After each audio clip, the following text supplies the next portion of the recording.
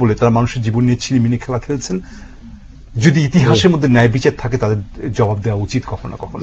আমাদের মতো এই ধরনের গরিব দেশে, বিশেষ করে যেখানে এক ব্যক্তির হাতে পুরো শাসন কাঠামো যেখানে রয়ে গেছে এবং এক ব্যক্তির যেখানে শাসন চলে, আমি যদি আরেকটু খোলামেলা যেটা বলি যে বাংলাদেশ আওয়ামী লীগকে যদি আমি হাসিনা লীগ বলি, কোন অংশে এটা কম হবে না। ওইদিকেও দেখি, আর ওদিকেও জাতীয়তাবাদী দলকে যদি খালেদাবাদী দল বলি, সেটাও খুব বেশি বলা হবে না, এটা মনে হয় মানানসই হবে। তো এই সিচুয়েশনে তারা কিছু পলিসি, কিছু ডক্ট্রিন তৈরি করে রেখেছেন এই বড় দলগুলো।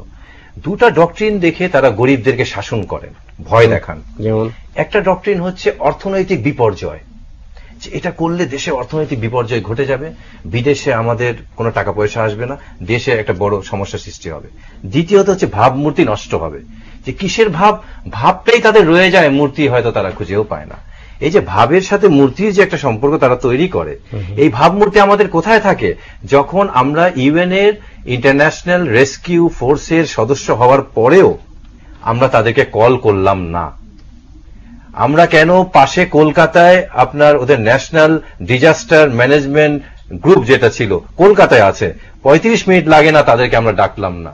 টেলিগ্রাফে পরশু দিনের রিপোর্ট, ইংল্যান্ডের টেলিগ্রাফে, যে ইউরোপিয়ান ইউনিয়ন বাংলাদেশকে প্রস্তাব দিয়েছে যে তারা এখানে উদ্ধার রেস্কিউতে কাজ করবে, বাংলাদেশ সরকার সম্পূর্ণ না করেছে। কেন করেছে? যে থলের বিড়াল বের হয়ে যাবে।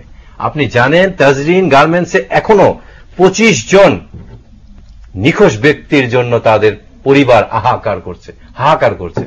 এবং এখানে গবেষণা যেটা প্রতিদিন পত্রিকায় দেখছি, কোথাও বলা হচ্ছে 1400 লোক, কোথাও বলা হচ্ছে 1100 লোকের কোন নাম গন্ধ নেই, লিস্ট আছে।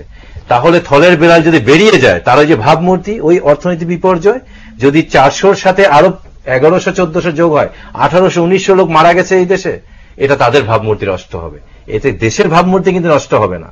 গদিতে যারা আছেন, গদিতে যারা বসাচ্ছেন, যাদের জন্য গদিতে রেখেছেন, তাদের ভাবমূর্তি নষ্ট হচ্ছে। আর কিসের ভাবমূর্তি নষ্টের কথা বলছেন? যে মানুষগুলা এই ভাবমূর্তির ধারে কাছে নাই, যে মানুষগুলা রক্ত দিয়ে আজকে আমরা সিংহাসন বানিয়েছি, সেই মানুষের লাশকে নিয়ে আপনি রাজনীতি করছেন, ভাবমূর্তির কথা বলছেন। এই রাজনীতি কার? এই ভাবমূর্তি কার? এই ইকোনমিক গ্রোথ কার? এরাকে বোঝে যারা নিচ্ছেন।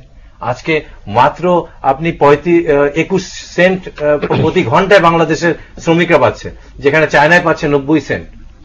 আপনি কতটা নিষ্ঠুর হলে শ্রমিককে আপনি নিষ্পেষণ করতে পারেন, আবার তাকেই বলবেন যে তুমি কোনো কথা বললে এটা দেশের ভাবমূর্তি নষ্ট হবে, অর্থনৈতিক বিপর্যয় ঘটবে। এই যে শ্রমিকের সাথে এরকম খেলা, এটা তো আপনি কৃতদাস প্রথার সময়ে তো এটা ছিল না। তো রাষ্ট্র যেটা করে ফেলেছে, এই শাসন যন্ত্রকে করে ফেলেছে একটা বড় ধরনের ফ্র্যাঙ্কেনস্টাইনের মতো।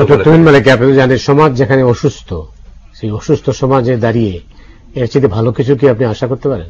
না, অবশ্যই আমাদের তো একটা জায়গায় যেতে হবে। দেখেন, প্রতিবারই কি এই ঘটনা ঘটবে আর আমরা শোক করব, আর কিছুদিন আমরা 1 লাখ 2 লাখ টাকা করে অনুদান দিব, আর মিডিয়াতে ব্রেকিং নিউজ আসবে, কদিন মধ্যে রানাদেরকে গ্রেফতার করবে, 7 দিন পর 1 মাস পর তারা বেরিয়ে যাবে, খুব বেশি জেল হলেও রাষ্ট্রপতি তাদের ক্ষমা করে দিবে। এই সংস্কৃতি থেকে আমাদের বের হয়ে আসতে হবে। এটার জন্য যেটা বেশি প্রয়োজন, যে আইন সংস্কার করে না 5 বছর 12 বছরের শাস্তি কিংবা 302 এর শাস্তি না, একটা আইন আমাদের খুব প্রয়োজন মতি ভাই। আইনটা হতে হবে গণহত্যা অপরাধ আইন, যে অবস্থাতেই করুক না কেন, এই ধরনের বেশি সংখ্যক মানুষ যখন যার হাতেই নিহত হবেন, উনি, তার সহযোগী এবং প্রশাসনে যারা আছেন এবং তাদেরকে যারা রক্ষা করেন, যেটা পিয়াস করিম ভাই বলেছেন যে ওখানে কালো কাপড় দিয়ে এবং পুলিশের সহায়তা কিভাবে বেরিয়ে গেছে। পত্রিকায় এসছে ওখানকার ওসি মান্থলি রানার কাছ থেকে 50,000 টাকা করে বকশিস পেতেন, এসআই পেতেন 15,000 টাকা করে, ডিসি থেকে শুরু করে প্রত্যেকে মাসোয়ারা সেখানে নিতেন। একা তো রানার সব দোষকে আমরা রানার মুখেই খুঁজছি? দোষ তো আমাদের শুরু গোড়া থেকে শেষ পর্যন্ত দোষ।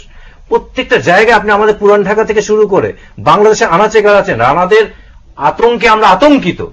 আমাদের বাড়ি ঘর দোকান পাট মার্কেট সমস্ত তাদের দখলে। আপনি কোনো কথা বলতে পারবেন তাদের ইয়েতে? স্কুল থেকে শুরু করে মাদ্রাসা মসজিদের পর্যন্ত রানাদের দাপট। তাদের কথা ছাড়া গাছের পাতা নড়ে চড়ে না। এবং তাদের উত্থানটা দেখেন, যে একজন রাজনীতি করে দুর্বৃত্তায়ন করে, এটা বাংলাদেশে হয় কেন মতি ভাই? একটা মানুষ কিভাবে রাজনীতি করে আমাদের দেশে?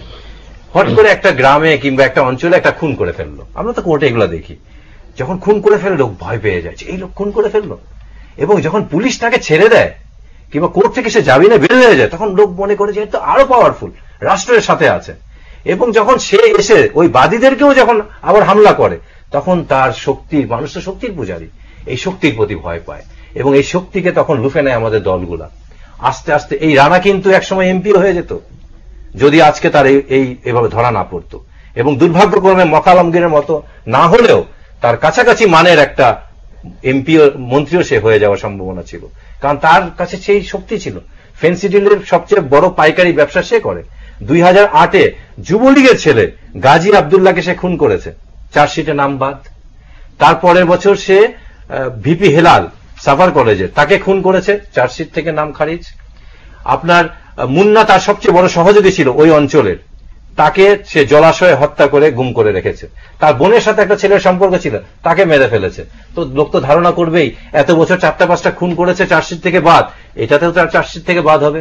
এবং সে যখন বেরোবে, কালকে আমি 1 মিনিটে শেষ করছি, কালকে উনি যে কথাটা বললো যে কালকে পুলিশ প্রিজন ভ্যানের মধ্যে সে ওই গার্মেন্টস মালিকদেরকে সে ওখানে চড় থাপ্পড় দিয়েছে এবং বলেছে যে তোমাদেরকে আমি বের হলে দেখে নিব। কারণ সে জানে যে রানারা কোনোদিন রান আউট হয় না এই দেশে, রানাদের রান আউট করা সম্ভব না, তাদের পেছনে মুরাদ জংরা আছে, রাষ্ট্র আছে। ডক্টর তৈমুর মল্লিক, অনেক ধন্যবাদ। আর এটা দর্শকের প্রশ্ন নেই। জি, হ্যালো।